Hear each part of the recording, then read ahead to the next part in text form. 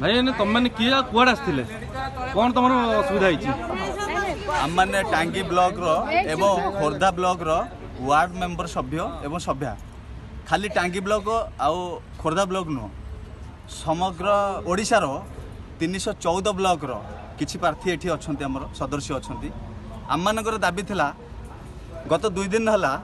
राज्य सरकार जो भली भाबे सरपंच मानकर 2300 रु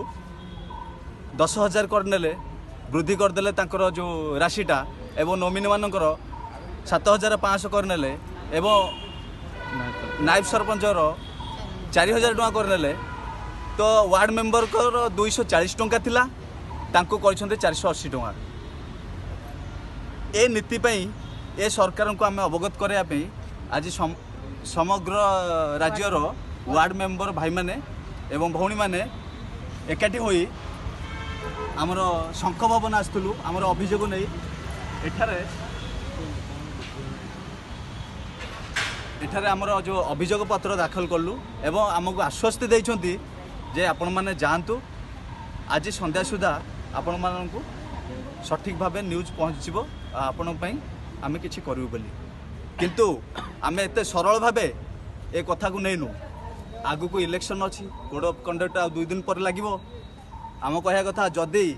यह प्रति कौन कठोर निष्पत्ति न निया जाए तृणमूल स्तर में जो वार्ड मेंबर सभ्य ए कार्य कर संपूर्ण भाव विरोध करेंगे यह पूरा राज्य में 1 लाख पर्यंत वार्ड मेंबर सदस्य अच्छा संपूर्ण भाव विरोध करेंगे यहाँ आमर प्रतिश्रुति कौन भाई माने आपण मानर कौन मत आगामी दिन आम राजरास्ता प्रतिश्रुति टोटल वार्ड रे कोनोसी राजनैतिक आवश्यक पड़िला उन्नत प्रस्ताव भी करिया कौन नेता एमएलए एमपी को आम पूरे देबुनु आमर पंचायत रे यह आमर प्रतिश्रुति जदि आम प्रति अन्याय अत्याचार करा जाए भले कौन अणदेखा करा जाए आम स्पष्ट भाव मत रखुचु कौन नेता एमएलए एमपी को आम पूरे देबुनु आम पंचायत रे तेणुक पूरा पंचायत कार्य को ठप कराइबु आम संपूर्ण भाव विरोध करूँ ब्लॉक ठू नहीं कि जिलापाल पर्यंत यह आमर विनती।